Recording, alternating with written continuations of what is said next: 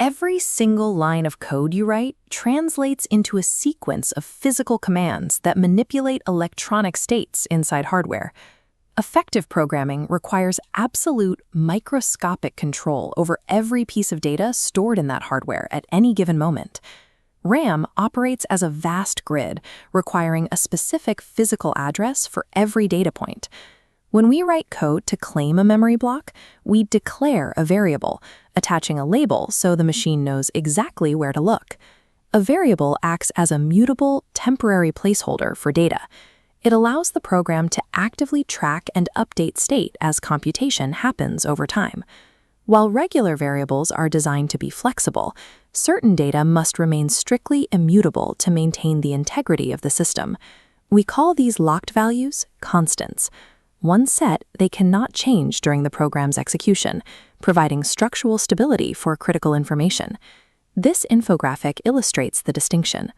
The difference between a flexible variable and a locked constant is enforced by language syntax. C++ uses const, Java relies on final, and Python developers use all uppercase letters to signal a value is off-limits. Securing specific values is important, but claiming memory addresses without defining their initial state is a severe operational error. Looking at this terminal output, if you declare a variable but fail to initialize it with a specific value, the program will point to that memory location and read whatever residual garbage data was left behind by the last application.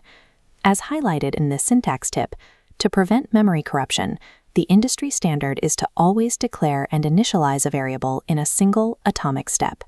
State management requires absolute intentionality. Failing to explicitly define your initial memory allows unpredictable cascading failures to infect the entire system. Naming a memory location is only half the requirement. The operating system also needs a precise definition of how much physical space to reserve for that data. This primitive data types chart shows how the system handles memory requirements. These types dictate a variable's exact physical footprint. For instance, a standard Boolean claims a single byte, while high-precision calculations require a 64-bit double to store 15 decimal places. This overview details what happens next. Mathematical operators mutate data following the PEMDAS hierarchy. Crucially, code executes from right to left. Calculations on the right must fully resolve into a single value before storing the result in the memory address on the left. Look closely at this warning. This right-to-left execution creates a syntactic trap, confusing assignment with comparison. A single equal sign is a command that permanently overwrites the memory state. A double equal sign evaluates the existing state without altering it. Together, data types provide the strict physical boundaries of a software application, while operators provide its mathematical rules of engagement. Code is compiled and executed by machines, but it must be read, reviewed, and maintained by teams of human engineers. This table outlines standard naming conventions to prevent variable confusion and ensure readability. Different languages demand different stylistic approaches. For example, JavaScript heavily favors camel case, while C# often leans on Pascal case. But even well-named variables cannot fix a codebase containing magic numbers. Look at the red block on the left. A magic number is a hard-coded value dropped directly into a calculation. It obscures the underlying logic and creates a maintenance vulnerability if that rate needs to change later. By contrast, in the green block, the solution is explicit extraction. We pull those raw numbers out and assign them to named constants. By pointing the calculation to a named constant like tax rate, updating that single value automatically cascades the correction throughout the codebase. Abstracting raw data into clear, intent-driven variables prevents logical rot. It ensures human intent remains legible long after the original author moves on. As variables pile up and operations become increasingly complex, writing code as a single continuous script turns into a liability.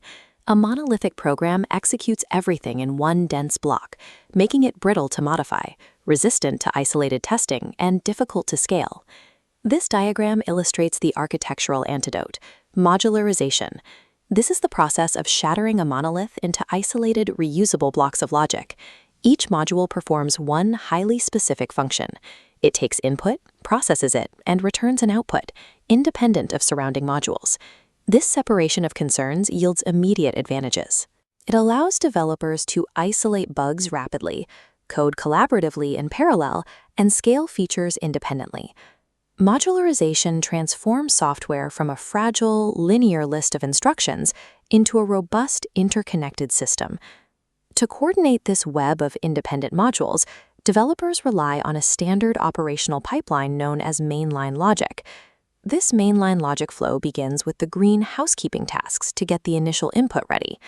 Next is the blue detail loop, the core processing engine where operators mutate data. Finally, orange end-of-job tasks release resources and output the final state. With dozens of files and hundreds of isolated modules, how does the machine actually know exactly where to begin the sequence? Looking at this flow hierarchy, the machine looks for the main function, the singular, legally defined entry point for the application's logic. It rarely performs complex operations itself, acting instead as an executive orchestrator, delegating tasks down to isolated submodules. By mastering strict memory allocation at the atomic level and combining it with clear modular hierarchy, developers construct complex software systems that remain manageable and consistent.